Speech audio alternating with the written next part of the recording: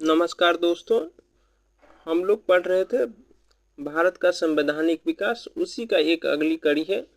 हम लोग पीछे बात कर चुके हैं परिषद अधिनियम कह सकते हैं भारत परिषद अधिनियम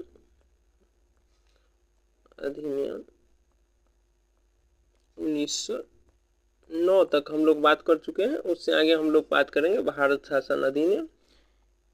इसके बाद हम लोग एक और एक्ट देखेंगे, भारत शासन अधिनियम 1935। इसके बाद यह जो संक्षिप्त चर्चा का टॉपिक है समाप्त हो जाएगी। इसके अंतर्गत क्या इस समय आप देखेंगे, इसकी पृष्ठभूमि में आप देखें कि पृष्ठभूमि इसकी क्या थी। पृष्ठभूमि के अंतर्गत आप देखिए प्रथम विश्व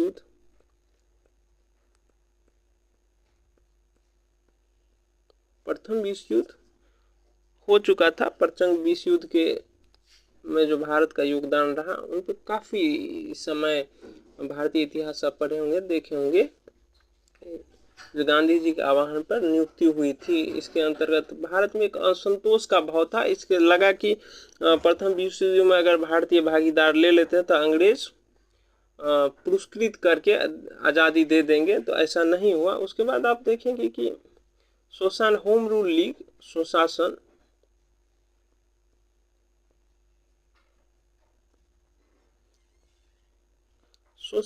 संबंधित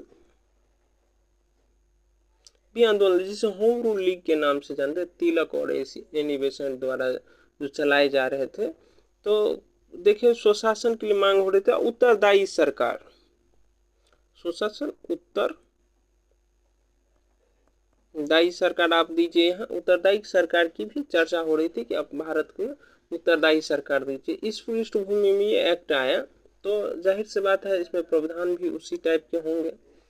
और बाकी जो एक्ट आए थे उनमें जो प्रावधान किए गए थे उसी की अगली कड़ी आप मान, जो भी प्रावधान है वहाँ प्रावधानों को बढ़ाया जाएगा, अधिकार दिए जाएंगे। तो वही बातें हैं, आप ध्यान से सुने और जिस पर हम लोग चर्चा करेंगे आप उनसे रिलेट करें। पिछले जो अधिनियम हम लोग पढ़े हैं, चार्टर एक्ट पढ़े हो या परिषद अधिनियम पढ़े हो, उनसे आप रिलेट करके इसे समझने की कोशिश करें। देखिए सबसे पहली बात, केंद्र प्लस राज्य कानून बनाने की सूची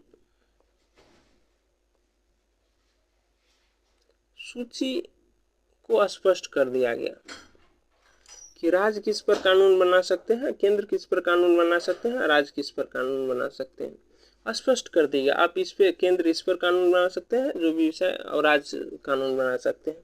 उसके बाद हम लोग देखते हैं शासन के लिए स्पष्ट रूप से प्रांत, केंद्र हो गया आपका केंद्र और प्रांत हो गए। यहाँ द्विसदनीय व्यवस्था की गई। द्विसदनीय कहने का अर्थ है कि राज्यसभा, वहाँ राज्य परिषद उस समय कहा जाता है, राज्यसभा को राज्य परिषद और लोकसभा को लोक परिषद हो गए। उसके साथ ही आप देखें कि प्रांतों में तो एक ही परिषद थी, उसका यहाँ द्वैत शासन व्यवस्था,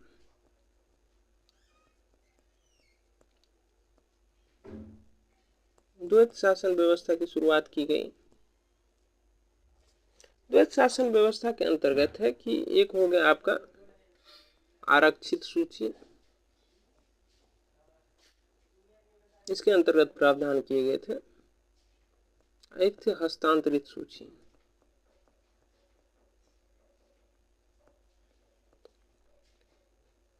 हस्तांतरित सूची के अंतर्गत जो कानून, अगर मान लीजिए गवर्नर को बनाना है तो गवर्नर जो थे तो परिषद का सलाह लेते थे।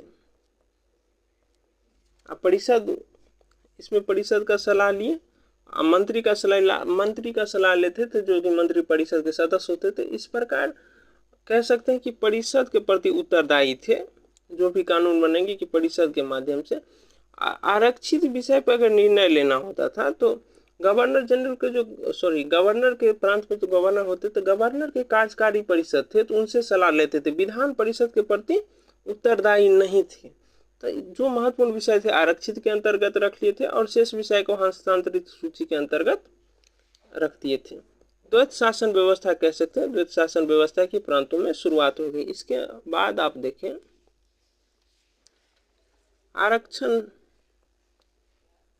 आरक्षण या पृथक निर्वाचन मंडल में विस्तार किया गया। किसके लिए विस्तार किया गया? सिख समुदाय के लिए, मुस्लिम समुदाय के लिए पहले से थे, भारतीय ईसाई के लिए। इसके साथ ही यूरोपियों के लिए, इनके लिए मुस्लिम समुदाय के लिए पहले से थे इनके लिए, और अंगल जो भारतीय रहते हैं, जो यूरोपीय कह सकते हैं या और विदेशी जो रहते हैं यहाँ, उनके लिए कुछ प्रावधान किए गए। इसके साथ ही आप देखेंगे मतदान सभी नहीं कर सकते थे। मतदान वही लोग के, शिक्षा, जैसे शिक्षा को एक पैमाना बनाया गया, फिर संपत्ति को भी देखा गया।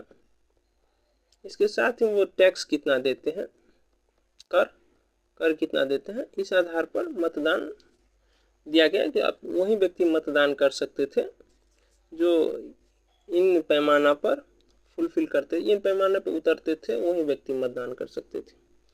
इसके साथ ही देखें कि यूपीएससी संघ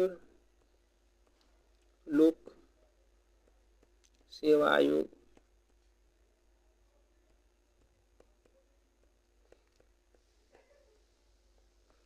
इसके लिए भी प्रावधान किया गया, जिसका गठन 1926 में होता है। तो इसके लिए प्रावधान अभी से कर दिया गया। उसके बाद हम लोग देखते हैं कि 1926 में इसका गठन किया जाता है। इसके साथ ही गवर्नर जनरल के जो केंद्रीय कार्यकारिणी परिषद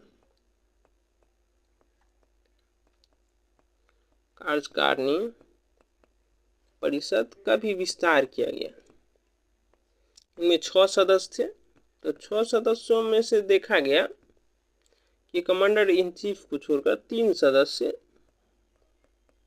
भारतीय होंगे। इन बातों को ख्याल भी रखा, इनको भी ध्यान रखा गया। उसके बाद हम लोग देखते हैं शेष प्रावधान।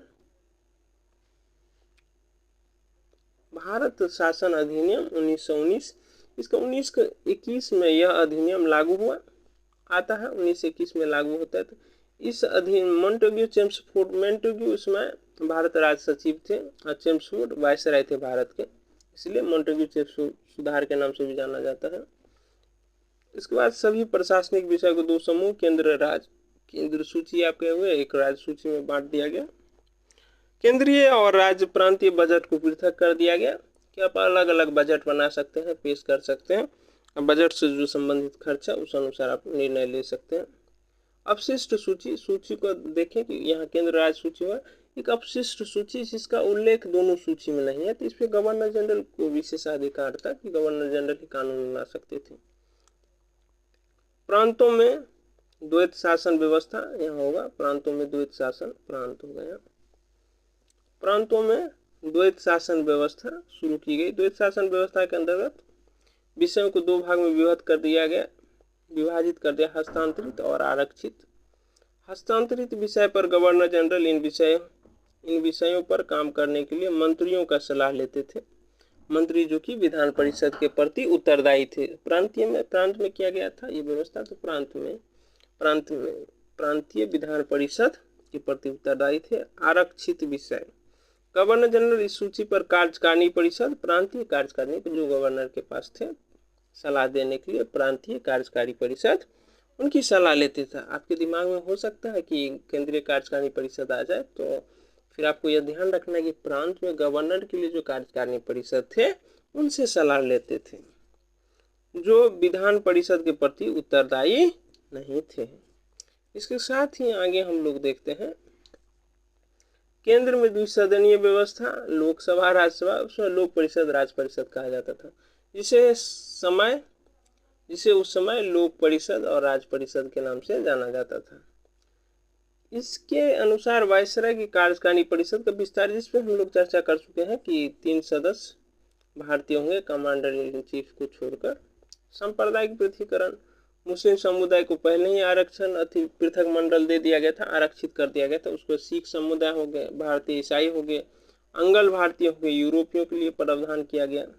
संपत्ति कर शिक्षा के आधार पर मताधिकार दिया गया कि अब मतदान, वयस्क मताधिकार नहीं था। वयस्क मताधिकार का मतलब होता है सभी व्यक्ति, सभी नागरिक मतदान कर सकते हैं।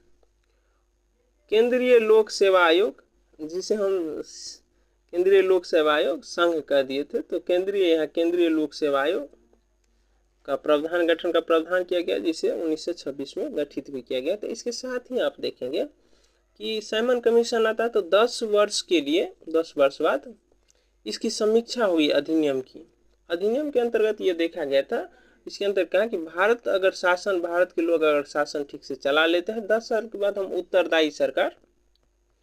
उत्तरदायी सरकार सौंप देंगे। तो साइमन कमीशन का गठन जो किया जाता है इसी प्रावधान के अंतर्गत, ये प्रावधान यहाँ थे। उसके बाद हम लोग देखते हैं, देखिए अधिकारों में वृद्धि की गई। प्रश्न पूछने का अधिकार तो पहले हम लोग देख चुके हैं, पूरा प्रश्न भी पूछ सकते हैं। प्रस्ताव लाने का स्थगन प्रस्ताव, स्थगन प्रस्ताव का अर्थ हो गया कि संसद चल रही है, मान के चलिए उस समय जो भी परिषद थे, लोक परिषद, राज्य परिषद, प्रांतों में जो परिषद थे चल रही है, लेकिन कुछ महत्वपूर्ण घटना हो गई, कुछ महत्वपूर्ण विषय आ गए जिस पर चर्चा करना है, तो सदस्य स्थगन प्रस्ताव ला सकते थे। जो महत्वपूर्ण, मान के अकाल पड़ गया, कहीं भूखमरी की घटना हो गई, आपदा आ गई, महामारी हो गई, या और आगजनी हो गई, कोई और घटना हो गया, स्थगन प्रस्ताव प्रस्तुत करने से संबंधित अधिकार भी दिया गया। इसके बाद हम लोग देखते हैं बजट का। देखिए आप, बजट को तो पृथक कर ही दिया गया था। बजट पर अंतिम निर्णय गवर्नर जनरल करते थे, लेकिन यहाँ मतदान होता था, चर्चाएं होती थी परिषद में, लोक परिषद कह सकते हैं, राज्य परिषद में और प्रांतों के परिषद में भी। दोनों सदनों द्वारा पारित विधेयक को कानून रूप दिए जाने से पहले गवर्नर जनरल की स्वीकृति, गवर्नर जनरल की स्वीकृति का अर्थ कह सकते हैं कि जैसे राष्ट्रपति से स्वीकृति लिया जाता है ना अभी, तो उसी तरह के प्रावधान यहाँ किए गए थे। देख रहे हैं आप, अगर ठीक से समझ रहे होंगे तो आप संविधान को थोड़ा भी, अगर संविधान के बारे में जानकारी होगी तो आप इनसे जोड़ पा रहे होंगे। नहीं जोड़ पा रहे होंगे तो जब हम लोग आगे चर्चा करेंगे तो आपको हम यहाँ से जोड़ कर बात आगे बताएंगे और देखिएगा, और स्पष्टता आगे होगी आपको। तो गवर्नर जनरल की स्वीकृति आवश्यक करती, जैसे अभी राष्ट्रपति की स्वीकृति आवश्यक रहती है। 10 वर्ष बाद अधिनियम को पुनः मूल्यांकन किया जाएगा। उत्तरदायी सरकार, जिसे उत्तरदायी सरकार का अर्थ है कि आप स्वतंत्र रूप से आज़ाद ही नहीं, उत्तरदायी आज़ादी नहीं होता है। उत्तरदायी सरकार का अर्थ ही नहीं आप आज़ाद हो गए अपना सरकार। उत्तरदायी सरकार का है कि आप काम ठीक से कीजिए, लेकिन संप्रभुता किसके पास? ब्रिटेन के पास होगी। ब्रिटेन सर्वोच्च पे बैठे हैं, आप काम कर सकते हैं, डिसीजन ले सकते हैं, ज़्यादा हस्तक्षेप नहीं होगा, लेकिन संप्रभुता ब्रिटेन के पास, अंतिम निर्णय लेने का अधिकार ब्रिटेन के पास होगा। साइमन कमीशन का गठन इसी प्रावधान के अंतर्गत किया गया था। फिर आगे हम लोग देखते हैं 1900 भारत शासन अधिनियम 1935। इसके अंतर्गत भी वही प्रावधान कुल मिला के किए गए थे, लेकिन उसमें बदलाव किया गया था। जैसे देखिए, अखिल भारतीय संघ, अखिल भारतीय संघ में कौन कौन आ जाते थे आपका, इसके अंतर्गत गठन किया गया अखिल भारतीय। लेकिन आपको ध्यान रखना है कि अखिल भारतीय संघ की कल्पना की गई थी, लेकिन वास्तव में अस्तित्व में नहीं आया, क्योंकि रियासत उस समय शामिल होने से इनकार कर दिया। इसमें थे ब्रिटिश के क्षेत्र, इसके बाद रियासत को मिलाकर अखिल भारतीय संघ बनाया जाता, तो रियासत मिलने से इनकार कर दिया, तो ये सपना ही रह गया कुल मिलाकर कह सकते हैं। इसके बाद आप देखते हैं कि प्रांतों में केंद्र सूची में आप राज्य सूची का नाम सुनते होंगे, समवर्ती सूची का नाम सुनते होंगे, एक केंद्र सूची। सूची आप अभी संविधान में सुनते होंगे, तो संविधान में भी यहीं से प्रावधान लिया गया है। अपशिष्ट सूची पर गवर्नर जनरल जो अधिकार थे वो अधिकार पूर्वक रहे। राज्य सूची पर राज्य बना सकते थे, केंद्र सूची पर केंद्र बना सकते, समवर्ती सूची पर दोनों कानून बना सकते, इनका भी प्रावधान किया गया। इसमें आप देखें कि प्रांतों में द्वैत शासन व्यवस्था को समाप्त कर दिया गया। द्वैत शासन व्यवस्था को समाप्त कर दिया गया और केंद्र में द्वैत शासन व्यवस्था की शुरुआत होगी। द्वैत शासन व्यवस्था में आप लोग जान चुके हैं, हस्तांतरित सूची, आरक्षित सूची पहले आप ले लीजिए, सूची, फिर आपका हो गया हस्तांतरित सूची।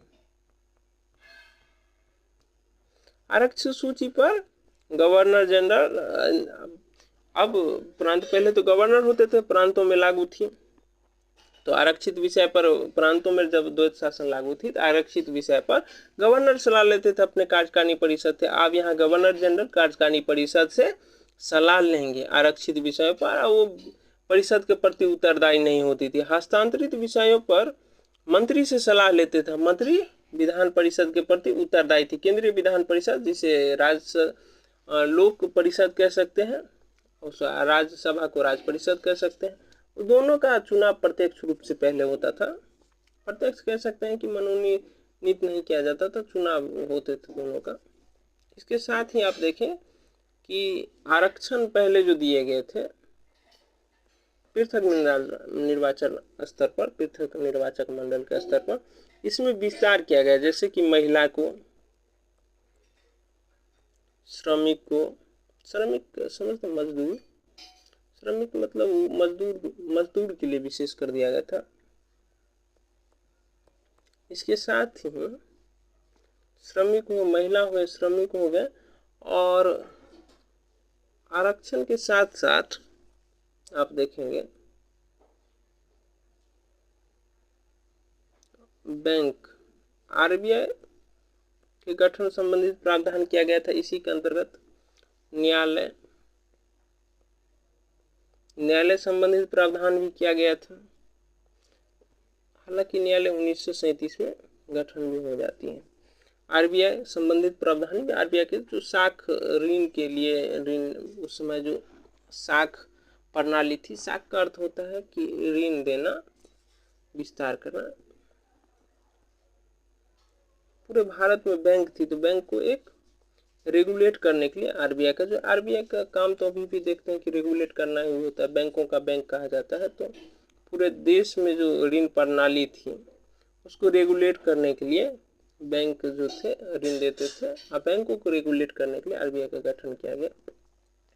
कुछ चीजें आप देखें, जैसे बर्मा को भी इसी अधिनियम के अंतर्गत, बर्मा म्यांमार अलग किया गया। इसके साथ ही आप देखेंगे सिंध प्लस उड़ीसा, इसको भी अलग किया गया, राज्य बनाया गया, इसका भी प्रावधान इस अधिनियम में था। साथ ही आप आगे देखेंगे भारत शासन अधिनियम में पूर्ण उत्तरदायी सरकार के गठन में मील के पत्थर, पूर्ण उत्तरदायी सरकार तो नहीं थी लेकिन मील का पत्थर साबित हुआ। इसमें 1 से 3 से 21 धाराएं थी, 10 अनुसूची थी। अखिल भारतीय संघ जान चुके हैं आप, और जिसमें राज्य और रियासत की इकाई की, जिसमें राज्य और रियासतों को एक इकाई के रूप में माना जाएगा, मिलाकर कह सकते हैं अखिल भारतीय संघ बनाना था। हालांकि देशी रियासत इनमें शामिल होने से इनकार कर दिया, इसलिए संघ अस्तित्व में नहीं आए। उसके बाद प्रांतों विषयों को 3 सूची में विभाजित किया गया, संघ सूची, राज्य सूची और संवर्ती सूची। अपशिष्ट विषयों पर कानून का बनाने का अधिकार जो गवर्नर जनरल के पास थे, उन्हें यथावत रहने दिया गया। इसके साथ आप देखें प्रांतों में द्वैत शासन व्यवस्था की शुरुआत की गई, केंद्र में प्रांतों में द्वैत शासन व्यवस्था समाप्त कर दी गई। आप देखें केंद्र में द्वैत शासन व्यवस्था लागू कर दी जाती है। हस्तांतरित सूची, आरक्षित सूची के बारे में आप लोग जान चुके हैं। हस्तांतरित सूची वे सूची होती है जिस पर गवर्नर जनरल मंत्री की सलाह लेते हैं, और उसके बाद मंत्री विधान परिषद के प्रति उत्तरदायी होती थी। आरक्षित हो गया, आरक्षित सूची के विषय में जाने की, आरक्षित सूची पर कार्यकारिणी परिषद से सलाह लेते थे।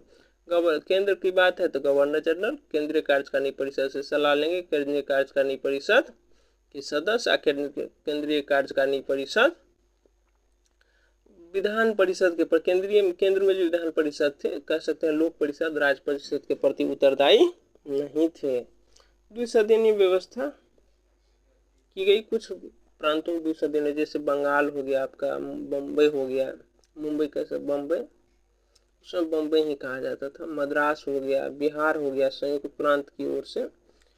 इसके साथ ही असम हो गया संयुक्त प्रांत तो है ही। 1 2 3 4 5 6 जगह द्वैत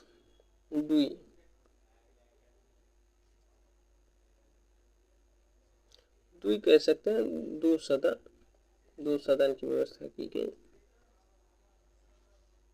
आरक्षण दलित समुदाय के लिए, महिला के लिए, मजदूर वर्ग के लिए आरक्षण दिया गया। हालांकि पृथक निर्वाचन प्रतिनिधित्व को बनाए रखा गया, जैसे मुस्लिम समुदाय हो गया आपका, सिख समुदाय हो गया, भारतीय ईसाई हो गए, यूरोपीय हो गए, अंगल भारतीय हो गए। महिला मजदूर, उसके बाद कह सकते हैं दलित समुदाय के लिए भी आरक्षित पृथक निर्वाचन मंडल की व्यवस्था की गई। इसके साथ ही आप देखें, देश में मुद्रा और साख मतलब ऋण देना नियंत्रण के लिए भारतीय रिजर्व आरबीआई का गठन किया जाता है। इससे प्रांतों में लोक सेवा आयोग, हाँ लोक सेवा आयोग देखेंगे 1926 में केंद्रीय लोक सेवा आयोग का गठन किया गया था। 1919 के अधिनियम इसका प्रावधान था। इसके साथ आप देखें कि प्रांतों में भी लोक सेवा आयोग, प्रांतीय लोक सेवा आयोग की व्यवस्था की गई। ये भी व्यवस्था किया गया जहां प्रांत में मान के चलिए 2 प्रांत को मिलाकर एक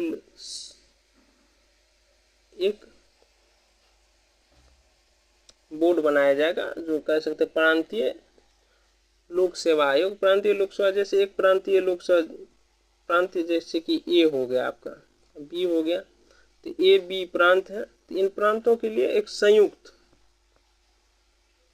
का भी प्रावधान किया गया। संयुक्त लोक सेवा आयोग बनाया जाएगा, प्रांतीय संयुक्त लोक सेवा आयोग ए बी के लिए, इस तरह का भी प्रावधान था। उसके बाद अलग अलग भी बनाए गए, दोनों प्रावधान थे। इनमें प्रांतीय लोक सेवा आयोग का गठन संबंधित प्रावधान था।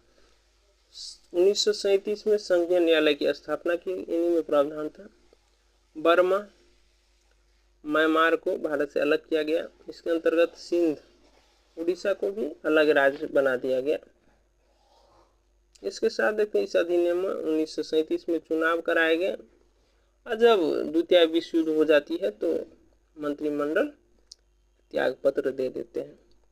अब हम लोग क्वेश्चन आंसर का डिस्कस करेंगे, अगले क्लास में करेंगे। बहुत बहुत धन्यवाद, मिलते हैं हम लोग अगले क्लास में।